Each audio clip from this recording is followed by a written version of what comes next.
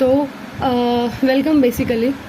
तो last time जो हमने चैप्टर में कवर किया था वो था डीकोलोनाइजेशन के बारे में, और मैंने उसमें बताया था कि हम अल्जीरिया और इंडोनेशिया का एग्जाम्पल लेंगे, देन फिर हम डीकोलोनाइजेशन को समझेंगे दो तरीके से, ठीक है। तो बेसिकली ये उसी का पार्ट है, लेकिन सेकंड पार्ट है सेम चैप्टर का। तो the Algerian war of independence basically, तो अल्जीरिया के बारे में पढ़ते हैं कि Algeria war of independence has been one of the most controversial and vicious conflicts related to the process of decolonisation. सबसे ज़्यादा बोलते हैं ना कि कॉन्ट्रोवर्शियल रहा है, सबसे ज़्यादा कि कह सकते हो कि जिसी का मैंने एग्जाम्पल तुम्हें बताया भी था लास्ट उसमें चैप्टर में कि लोग मरे थे, मिलियन ऑफ डेथ हुई थी, डिस्ट्रक्शन हुआ था, बहुत ज़्यादा रिसोर्सेज भी बहुत ज़्यादा बेकार हुए थे बेसिकली। तो यही चीज़ों के बारे में हम पढ़ेंगे। So it is famous because of the violent means used by, अब देखो यहाँ पे राज था, जो फ्रेंच थे उनका राज था, लेकिन क्या हुआ था कि अल्जीरिया में फ्रेंच लोग राज कर रहे हैं आराम से। तो अल्जीरिया के लोगों को जब समझ आने लगा कि अब ज़्यादा हो रहा है, इनको भगाना चाहिए यहाँ से, तो वहाँ के लोगों ने जो रास्ता अपनाया वो रास्ता बहुत ज़्यादा बोलते ना मार काट वाला रास्ता था बहुत ज़्यादा, इसलिए उसको बहुत ज़्यादा वायलेंट जो था, ये बहुत ज़्यादा वायलेंट मीन्स थे इसके, बहुत ज़्यादा वायलेंट मीन यूज़ किए थे जो नेशनलिस्ट थे उन्होंने, और टॉर्चर टेक्निक से फ्रांस की, यानी कि दोनों ने कमी नहीं छोड़ी। जो अल्जीरियन के जो नेशनलिस्ट थे जो चाहते थे कि इंडिपेंडेंस मिले, उन लोगों ने भी बहुत ज़्यादा जो टेक्निक्स यूज़ करी थी वो बहुत ज़्यादा वायलेंट थी। प्लस जो फ्रेंच थे, फ्रेंच ने तो टॉर्चर टेक्निक्स अपनाई थी बहुत अच्छी वाली, उनकी वो भी गलत थे ठीक है। तो पहले तो पढ़ते हैं कि स्टार्ट कहाँ से हुआ। तो फ्रेंच ऑक्यूपाइड अल्जीरिया इन 1830, यानी कि 1830 में जो फ्रेंच है उसने अल्जीरिया पे कब्जा कर लिया, इन्वेड कर लिया, वहाँ पे ऑक्यूपाई कर लिया उसको। कैसे? इन्वेजन के थ्रू, यानी कि वहाँ पे फोर्सफुली जाके उनको कब्जा कर लिया उन पे, उनके रिसोर्सेज पे, उनके ऊपर लैंड वगैरह पे, रिसोर्सेज पे बेसिकली।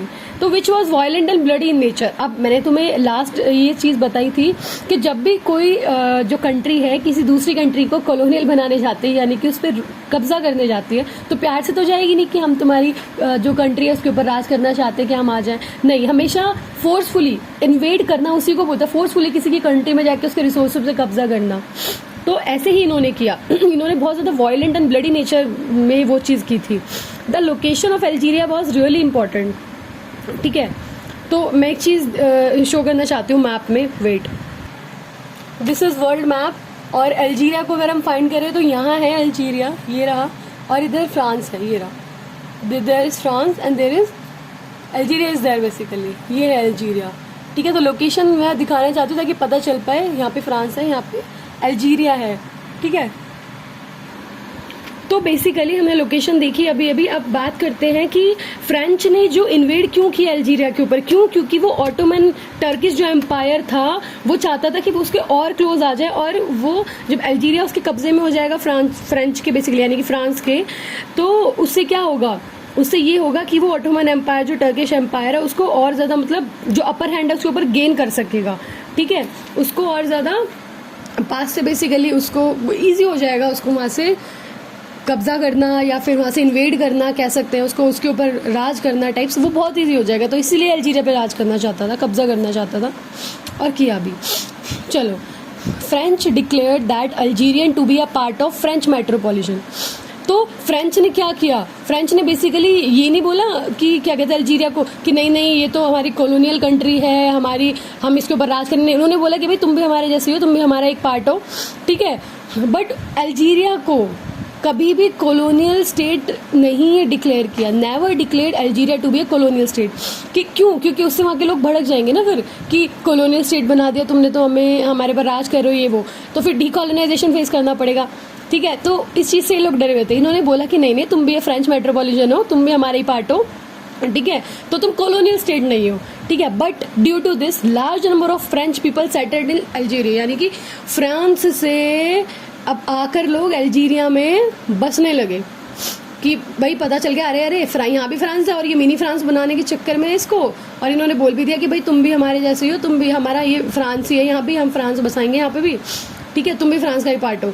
तो क्या हुआ, लोग यहाँ से मुंह उठा के यहाँ पे आके रहने लगे, यानी कि number of French people settled in Algeria. French people was treated, अब देखो यहाँ पे जो क्या कहते हैं फ्रांस के लोग यहाँ पे राज कर रहे हैं, फ्रेंच बेसिकली, तो वो क्या करते थे, जो फ्रांस से आए हुए लोग हैं उनको तो बहुत अच्छे से ट्रीट कर रहे हैं उनको, ठीक है, लेकिन अल्जीरियंस को अच्छे से, यानी कि अल्जीरिया में अल्जीरियंस को ही अच्छे से ट्रीट नहीं किया जा रहा, बाकी सबको बहुत प्यार से ट्रीट कर रहे हैं। The European settlers had access to political and civil rights provided by the French government. अब देखो, जो लोग फ्रांस से आकर अल्जीरिया में बसे थे उन लोगों को तो अच्छे से तुम ये जो फ्रेंच गवर्नमेंट थी ये पॉलिटिकल राइट, सिविल राइट सब कुछ दे रही है, लेकिन जो वहाँ के नेटिव हैं अल्जीरिया के, यानी कि जो अल्जीरिया के लोग हैं उनको कोई राइट नहीं दे रहे, कोई पॉलिटिकल सिविल राइट कुछ नहीं है, कोई एकदम सुविधा नहीं है एक तरीके की भी। तो the population of Algeria was diverse in nature as it comprised of, देखो जैसे इंडिया में डाइवर्सिटी है, इंडिया में कितने सारी स्टेट्स हैं, हिंदू हैं यहाँ पर, तमिल हैं, ठीक है, तेलुगु, मलयालम, कितने सारे कल्चर हैं यहाँ पे। ऐसे ही यहाँ पर जो अल्जीरिया है यहाँ पर भी बर्बर, अरब्स एंड टर्क्स थे।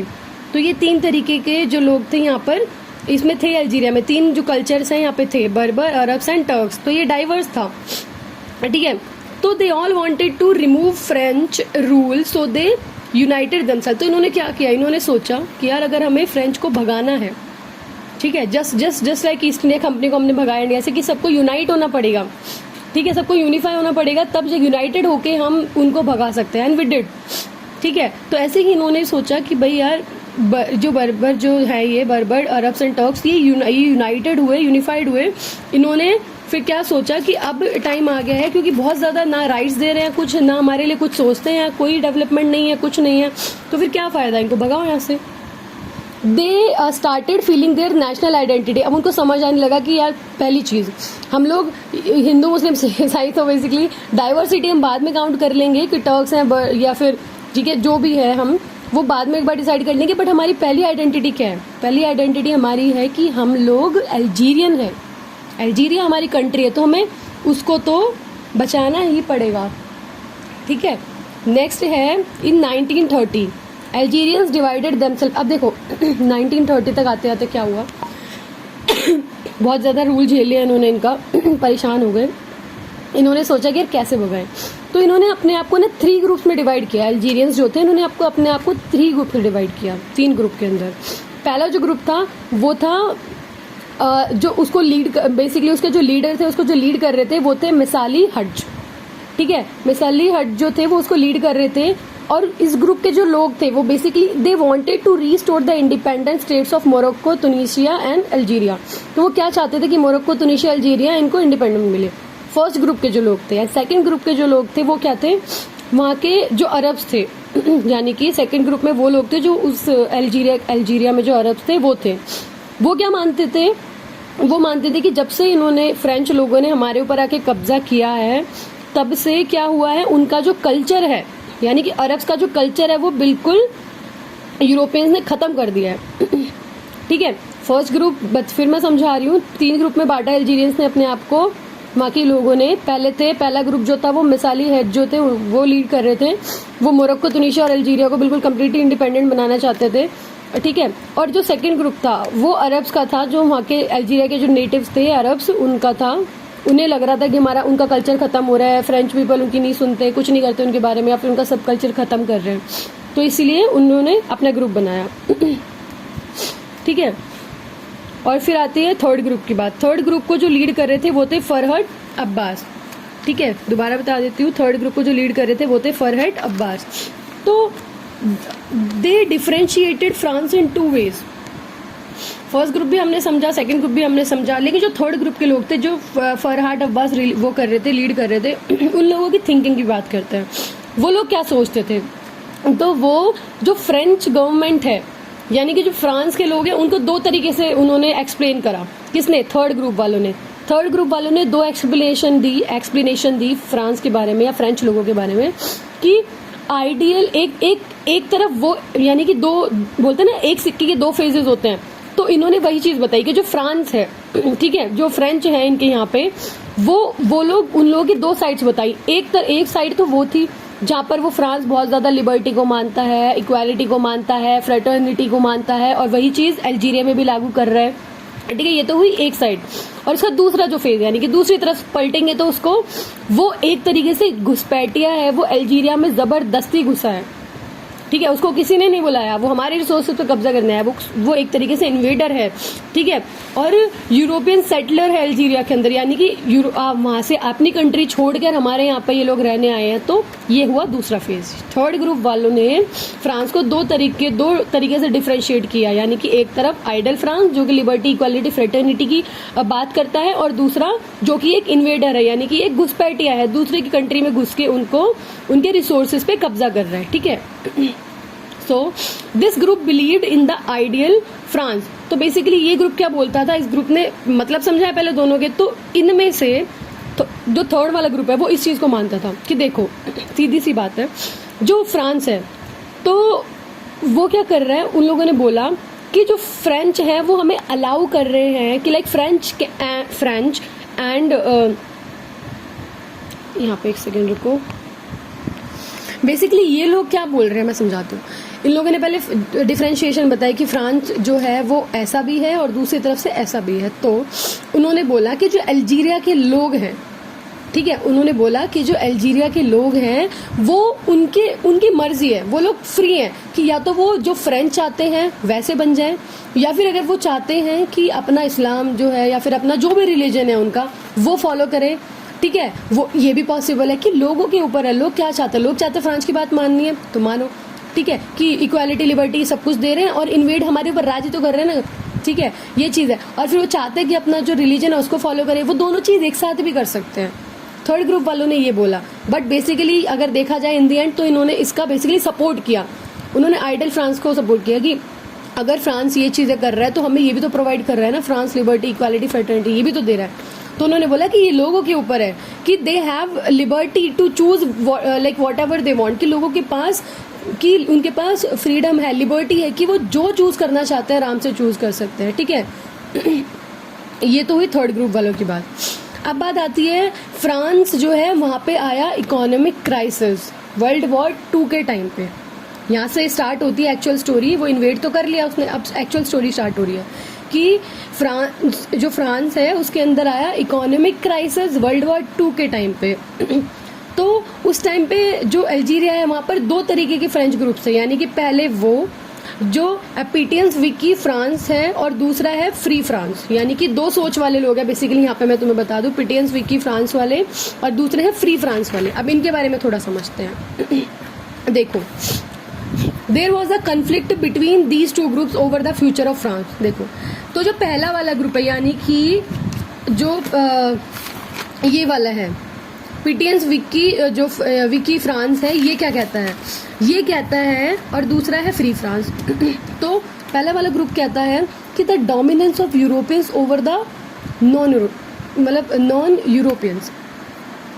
तो देखो बेसिकली क्या था, देयर वाज अ कन्फ्लिक्ट, यानी कि ये जो 2 ग्रुप्स थे, जो विकी मैं फिर भूल गई इसका नाम, मैं बार बार इसका नाम भूल जाती हूँ यार। तो पिटेंस विकी फ्रांस है और दूसरा है फ्री फ्रांस, ये फॉर ग्रुप 1 ग्रुप 2। तो जो पहला वाला, इन दोनों ग्रुप के बीच में ना बेसिकली लड़ाई रहती थी, कन्फ्लिक्ट रहता था कि क्यों, कि फ्यूचर के फ्रांस के लिए कि यार इकोनॉमी डिक्लाइन हो रही है, ये है वो है, इतना सब कुछ चल रहा है तो क्या होगा। तो पहला ग्रुप तो कहता था कि भाई the dominance of European over the non Europeans, कि हम इसको अपनी बेसिकली जो है वो कॉलोनियल बना के रखेंगे। लेकिन जो फ्री फ्रांस था, ठीक है, दोबारा बता रही, जो फर्स्ट ग्रुप था उन्होंने बोला कि जो डोमिनेंस है वो यूरोपियंस का नॉन यूरोपियंस पे वो रहेगा, ठीक है, जो ये विकी फ्रांस वाले थे बेसिकली। तो इन्होंने बोला कि हाँ ये रहेगा। लेकिन जो सेकंड ग्रुप है उन्होंने प्रॉमिस किया कि तुम overseas territory self determination after the war. इन्होंने बोला कि जो फ्री फ्रांस वाले थे उन्होंने प्रॉमिस किया कि देखो तुम्हें बाद में अपने जो कंट्री है वो तुम्हें हम पावर्स सब तुम्हारी वापस कर देंगे और तुम्हें सेल्फ डिटर्मिनेशन का मौका मिलेगा, यानी कि तुम खुद अपना एंथम बना पाओगे, खुद अपनी टेरिटरीज बना पाओगे, यानी कि अपनी कंट्री को अपनी तरीके से चला पाओगे। इन्होंने ये प्रॉमिस किया हमें, ग्रुप 2 ने, फ्री फ्रांस वालों ने। देख पहले हाँ ये तो हमें पता है कि जो वर्ल्ड वॉर 2 के टाइम पे फ्रांस है, ये इतना प्यार से बात क्यों करने, ये क्या हो गया इन लोगों को जो ऐसे इतना प्यार से प्रॉमिस करने लग गया कि तुम्हें तुम्हारी कंट्री वापस दे देंगे। क्यों? रीजन कि फ्रांस जो है वो कम्प्लीटली फ्रांस जो है was completely devastated after the world war and wanted to recover. बहुत ज़्यादा बर्बाद हो गया था, इकोनॉमिक क्राइसिस आ गया था यहाँ पे, बहुत ज़्यादा, कोई रिसोर्सेज पैसे वैसे बचे नहीं इनके पास और रिकवर होना चाहते थे। अब रिकवर कहाँ से होंगे, अपने पास तो पैसे हैं नहीं, तो दूसरी कंट्री को रूल करेंगे तभी तो होंगे ना, उनके रिसोर्सेज को ज़बरदस्ती हड़पेंगे तब। तो the French leaders wanted to rebuild it as a symbol of power and prestige. तो जो फ्रेंच लीडर्स थे, यानी कि जो फ्रांस के जो लोग यहाँ पर कब्जा करने आए थे, जो यहाँ पर कब्जा कर रहे थे, ऑलरेडी रूल कर रहे थे, वो फ्रांस को दोबारा से स्टेबल करना चाहते थे, अपनी इकोनॉमी को स्टेबल करना चाहते थे कि जैसी थी और ज़्यादा बेटर हो सके, इकोनॉमिक क्राइसिस के बाद हम अपनी कंट्री को दोबारा से ठीक कर सके। तो they started looking towards overseas territories for economic support. अब ये तो अल्जीरिया को तो कॉलोनी बना लिया था, तो और सोच रहे थे कि और ज़्यादा कॉलोनी बना पाए हम, ठीक है, ताकि हम अपना जो इकोनॉमिक क्राइसिस है उससे उभर सके। तो इसलिए मीठे मीठे वादे चल रहे हैं इनके। लीडर्स ऑफ फर्स्ट ग्रुप, ठीक है, the first group and second group of Algeria. देखो हमने वो 3 ग्रुप पढ़े थे ना कि अल्जीरिया वालों ने अपने आप को 3 ग्रुप में बांट लिया था, first, second and third group. तो फर्स्ट ग्रुप और सेकंड ग्रुप के जो लीडर थे अल्जीरिया के, उन्होंने क्या बोला इनको, फ्रेंच लीडर्स थे, इन्होंने फ्रेंच लीडर्स ने बोला कि हम अपनी इकोनॉमी स्टेबल करना चाहते हैं, ये है वो है, हेल्प चाहिए। और उनको पता था, अल्जीरिया वालों को तो पता ही है क्यों मक्खन लगा रहे हैं, या फिर क्यों हमारी ये क्यों बोल रहा है कि तुम्हें सेल्फ डिटर्मिनेशन दे देंगे हम वॉर के बाद और तुम अपनी कंट्री को अपनी तरीके से चला पाओगे, क्यों ऐसे इतना प्यारा प्यारा प्रॉमिस क्यों किया, कैसे कर रहे हैं लोग। तो इन लोगों ने साफ मना कर दिया कि देखो ग्रुप 1 और ग्रुप 2 के जो लीडर्स थे अल्जीरिया के, तीन ग्रुप में थे, 3 में से 2 ग्रुप के लीडर्स ने क्या बोला कि भाई सीधा सीधा मना कर दिया कि हम कोई हेल्प नहीं करेंगे तुम्हारी किसी भी सेंस में, तुमने ऑलरेडी हमें बहुत बर्बाद कर दिया, हमारी तरफ से हेल्प की उम्मीद करना भी मत। ठीक है, a kind of demand raise for post war independence.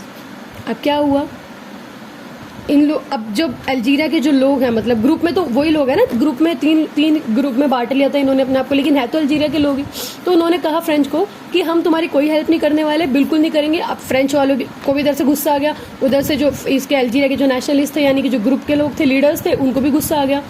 तो इनके बीच में क्या हुआ, एक है ना war type of condition create हो गई कि अच्छा, उन लोगों को भी इनकी इंटेंशन समझ आ गई कि भाई ये अब हमारी हेल्प ना करने वाले, और इनको भी, फ्रेंच को भी समझ आ गया कि भाई क्या कहते हैं, अब इन लोगों को समझ आ गया है कि इन लोगों को सप्रेस किया जा रहा है, तो ज़्यादा टाइम तक यहाँ पे राज हम कर नहीं पाएंगे। तो एक तरीके से war kind of condition create होना स्टार्ट हो गया। ठीक है, अब मई 1945 में क्या होता है, एक टाउन है अल्जीरिया के अंदर जिसका नाम है सेटिफ, वहाँ पर क्लैश हुआ इन लोगों के बीच में।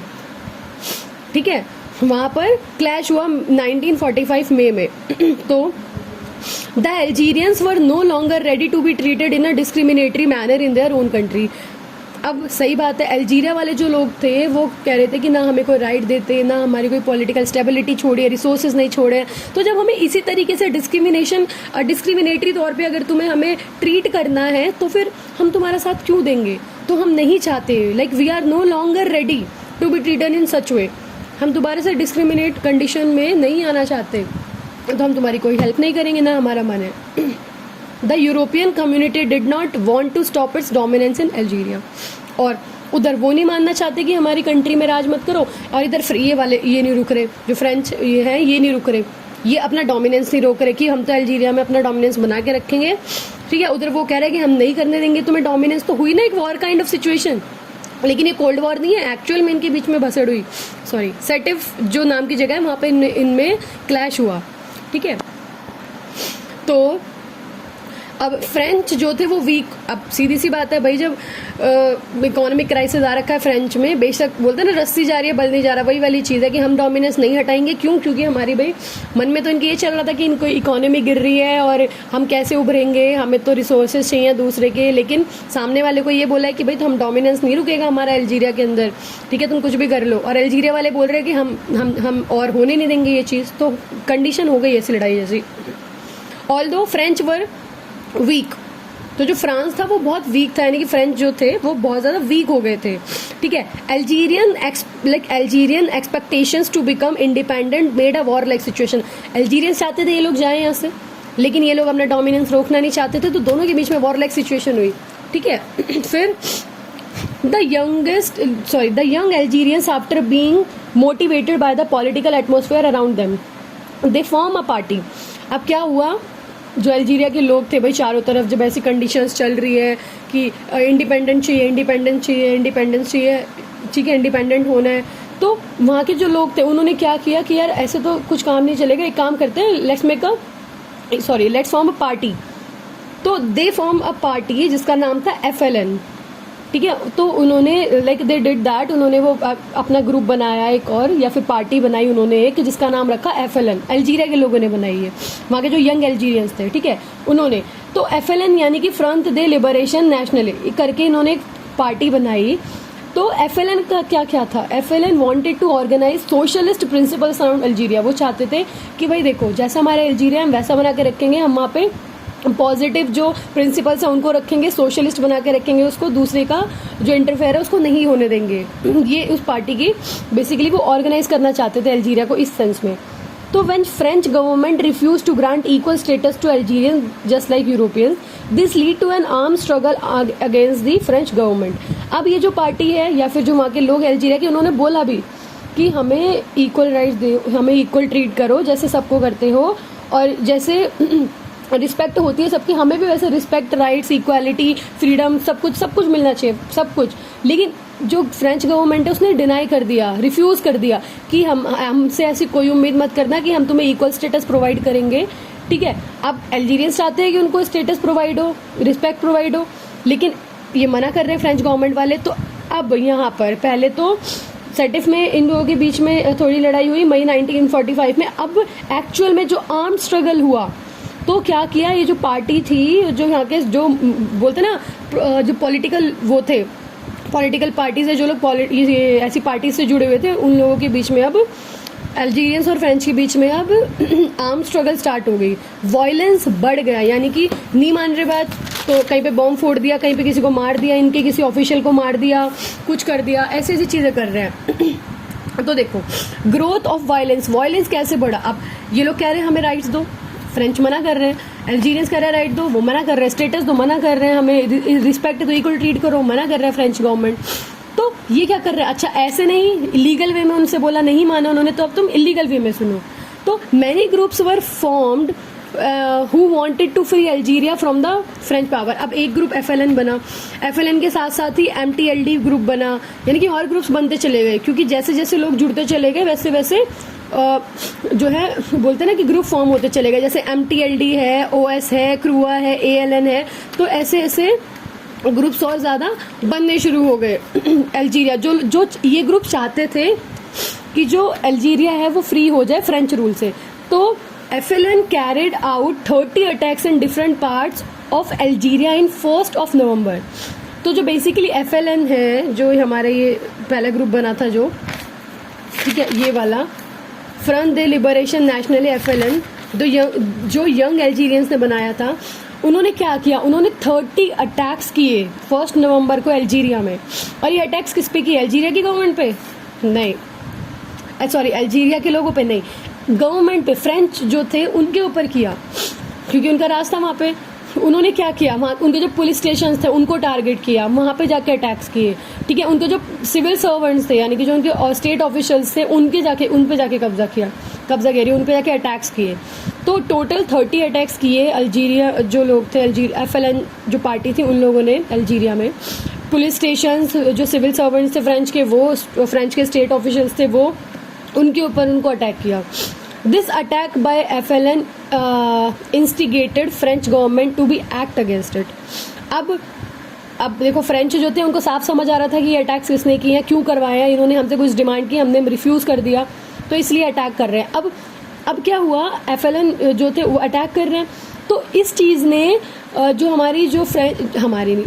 इन्होंने जो फ्रेंच गवर्नमेंट है उसको भी बेसिकली बोलते हैं ना कि उसको भी मोटिवेट कर दिया कि भाई देखो वो हमला कर रहे हैं, तुम भी करो, ठीक है। तो this attack by FLN basically instigated French government to act against इसके। उन्होंने हमला किया, अब उसको रोकना तो पड़ेगा ही, कुछ ना कुछ तो करना पड़ेगा, या तो उनको मारो या फिर उनको कब्जे में लो, कुछ करो।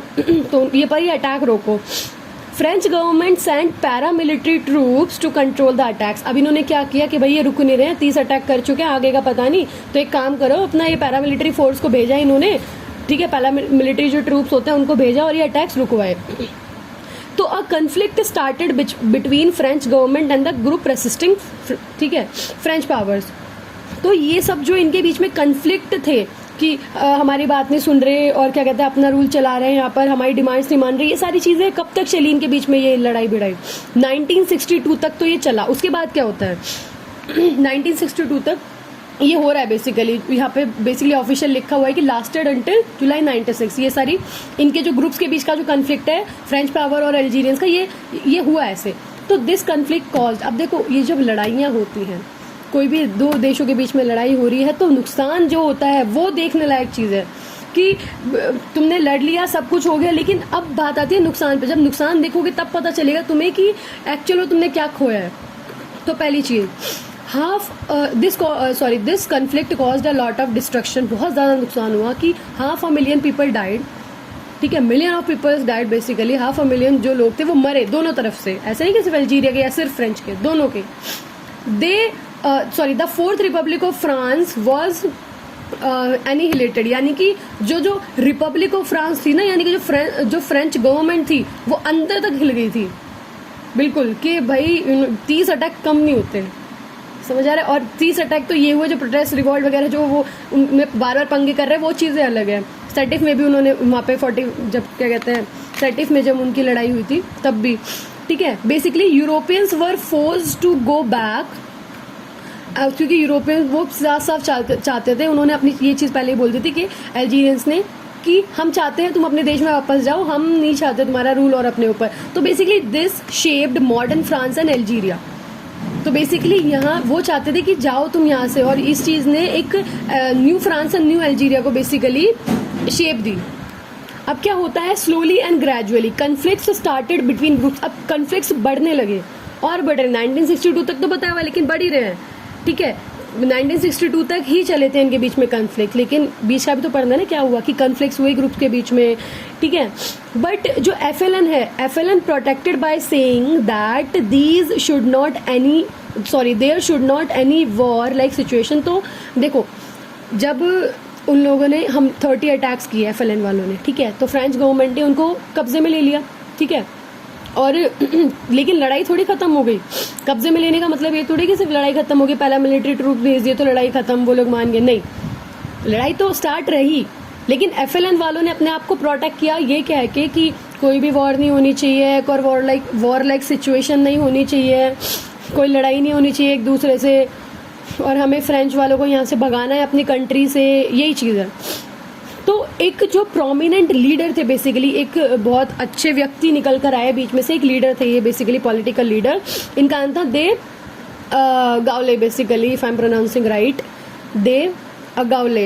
ये जो थे प्रोमिनेंट लीडर थे, इन्होंने बेसिकली क्या किया, इन्होंने बहुत अच्छा काम किया जो कि उस टाइम पे बहुत ज़रूरी था, कि इन्होंने पहली बात तो सिचुएशन को नॉर्मलाइज करने की कोशिश की, समझाया होगा, नॉर्मलाइज किया कि ये सब चीज़ें करके सिर्फ डिस्ट्रक्शन हो रहा है, कन्फ्लिक्ट से डिस्ट्रक्शन मत करो, तो नॉर्मलाइज करने की कोशिश की। और ये इवन फ्रांस भी गए, ठीक है, फ्रांस गए, वहाँ पे जाके उन लोगों से बात की, क्योंकि फ्रेंच गवर्नमेंट के दिमाग में तो यही है ना कि जो FLN है उन्होंने अटैक्स किए, वो हमें भगाना चाह रहे हैं, उन्होंने एक चीज़ को टारगेट कर लिया।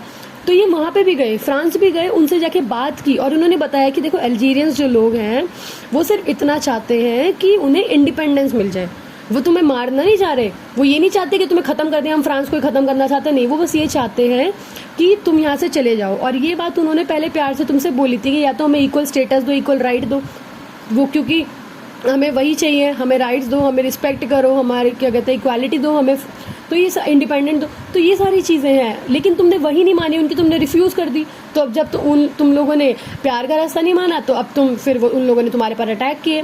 लेकिन उनकी सिर्फ एक छोटी सी मांग है कि तुम उनको इंडिपेंडेंट कर दो, बस तुम चले जाओ उनकी कंट्री से, इन्होंने ये समझाया जाके, ठीक है। But OAS was formed by the European settlers. अब क्या हुआ था, देखो, मैं एक चीज़ समझाती हूँ, जो फ्रेंच लोग थे, फ्रांस से आए हुए लोगों ने, वो भी अल्जीरिया में रहने लगे थे, बताया था ना कि they started moving towards Algeria. तो फ्रांस के जो लोग थे वो भी अल्जीरिया में आकर रहने लगे थे। तो वहाँ पर क्या हुआ, वो वहाँ रहने लगे। तो अब सीधी सी बात समझना कि वो वहाँ पर रह रहे हैं बेसिकली, लेकिन इसका मतलब ये तो नहीं है ना कि वो अल्जीरियन बन गए, वो अल्जीरियन नहीं बने, वो सपोर्ट फ्रांस को ही करते थे, बस वहाँ पे रहते थे, वहाँ पे रिसोर्सेज मजे से यूज करते थे उनके। तो उन्होंने अपनी एक अलग पार्टी बना ली, यानी कि जो फ्रांस से आए हुए लोग थे जो अल्जीरिया में रह रहे थे, उन्होंने अपनी एक अलग पार्टी बना ली। यहाँ पे फिर से पढ़ती हूँ मैं, but OAS was formed by the European settler. जो फ्रांस से लोग आए थे उन्होंने वहाँ पे अपनी एक अलग पार्टी बना ली, OAS। और इन लोगों की क्या डिमांड थी? OAS वालों की डिमांड तो नहीं बोलूंगी मैं इसको, लेकिन बस लेकिन ये चाहते क्या थे? OAS चाहते थे कि जो this group wanted to keep Algeria as a part of France. अब सीधी सी बात है, OAS जो पार्टी है वो बनाई वहाँ के यूरोपियन सेटलर्स हैं, यानी कि फ्रांस से आए लोगों ने। तो फ्रांस से आए लोग तो अपने फ्रांस वालों की हेल्प करेंगे ना।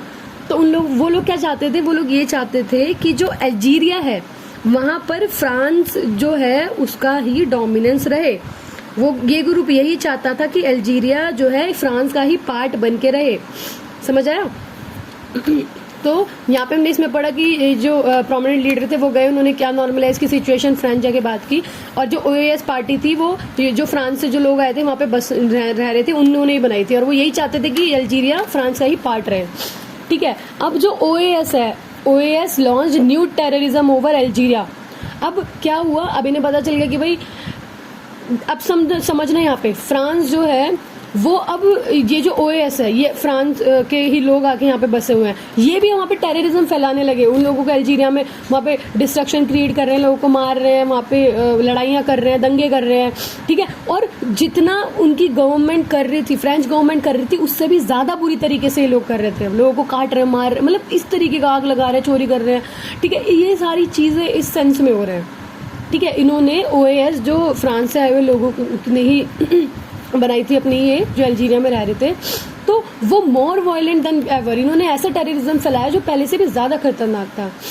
अब सीधी सी बात सुनना, ये जो है वहां पर अल्जीरिया में ऐसी हालत कर रहे हैं, तो याद करो FLN जो है उसने 30 अटैक्स कर दिए थे, तब उन्हीं के सीधा जो पुलिस स्टेशन है और उनके ऑफिशियल्स हैं, तो अब वो चुप रह जाएगी क्या इस टाइम पे? नहीं, FLN भी एक्टिव हो गई, FLN एक्टिव हो गई और फिर से पावर में आ गई कि अब आ जाओ, और दोनों तरफ से अटैक्स होने लगे। ये भी अटैक कर रहे हैं, वो भी FLN अटैक कर रहे हैं, OAS अटैक कर रहे हैं, तो लड़ाई हो गई सब में। ठीक है, तो this clash caused damage and conflict. इनके बीच की लड़ाई क्या बन गई? एक तरीके का फिर से क्लैश क्रिएट हो गया। ठीक है, कन्फ्लिक्ट हो गया दोनों के बीच में।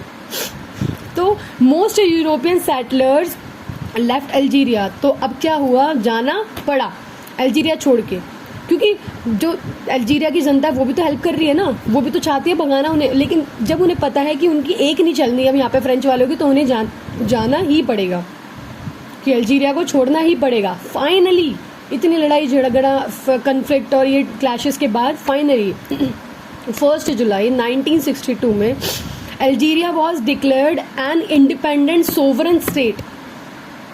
फाइनली इतना सब कुछ हुआ, उसके बाद 1 जुलाई 1962 में जो अल्जीरिया है उसको इंडिपेंडेंट सोवरेन स्टेट घोषित कर दिया गया।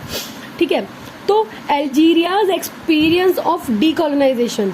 अब देखो, डीकोलोनाइजेशन हुआ यहाँ पे भी, फ्रेंच आए यहाँ पे राज किया, इनको कॉलोनी बनाया, फिर लड़ाई भिड़ाई हुई, फिर गए यहाँ से डीकोलोनाइजेशन हो गया यहाँ पे। तो अल्जीरिया का जो एग्जाम्पल है वो बहुत ज़्यादा इम्पॉर्टेंट है।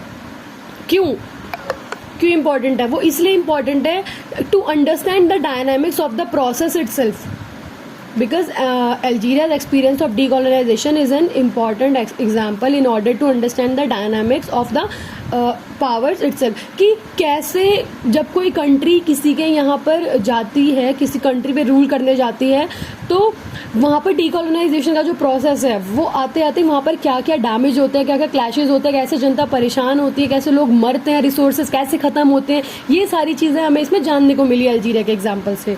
तो Algeria after gain independent was left impoverished and drained. Lack of resources हो गए यहाँ पे, सीधी सी बात। इम्पावरिज का मतलब ये होता है लैक ऑफ रिसोर्सेज। अब आज़ादी तो मिल गई, इंडिपेंडेंट हो गए, लेकिन जो रिसोर्सेज खत्म हुए थे, जो लोग मरे, उनका क्या? अल्जीरिया तो जो रह गया था ना, जो फाइनली बचा था अल्जीरिया, वो ऐसा हो गया था कि ना खाने के लिए कुछ है ढंग से, ना कुछ। तो फाइनली थोड़े टाइम बाद क्या हुआ? फ्रेंच ने हेल्प की इनकी, अल्जीरियंस की, क्योंकि हाल भी उन्होंने ऐसा ही मचाया था, हाल भी उन्होंने खराब किया था इनका। तो फ्रेंच जो थे, यानी कि फ्रांस ने इनकी हेल्प की। अल्जीरियंस जो थे वो फ्रांस में जाकर, मतलब फ्रांस में भी गए, समझ रहे हो क्यों? क्योंकि अल्जीरिया में तो रिसोर्सेज बचे नहीं, सारे रिसोर्सेज तो वो लोग खत्म कर गए। तो अब उनको क्या किया, मजबूरन फ्रांस की तरफ मूव करना पड़ा उन्हें। अल्जीरियंस फ्रांस की तरफ गए, फिर ऐसी कंडीशंस थी अल्जीरिया में। The whole experience left both France and Algeria bereft. Simple, दोनों ही, या फ्रांस है अल्जीरिया है, दोनों एक, जो फ्रांस से जाके अल्जीरिया के ऊपर कब्जा करा, लेकिन क्या मिला? क्या उसको भी वो चीज़, फ्रांस को भी जो है वो चीज़ नहीं मिल पाई कि वो कंप्लीट उसको वहाँ पे आराम से उसने राज किया हो, पीसफुली राज किया हो। नहीं, उसने बल्कि राज किया, उसको फिर लड़ाई भिड़ाई भी हुई, लोग भी मरे उनके, उनको परेशान भी होना पड़ा। फ्रेंच जो थे बेसिकली उनको वापस भी जाना पड़ा।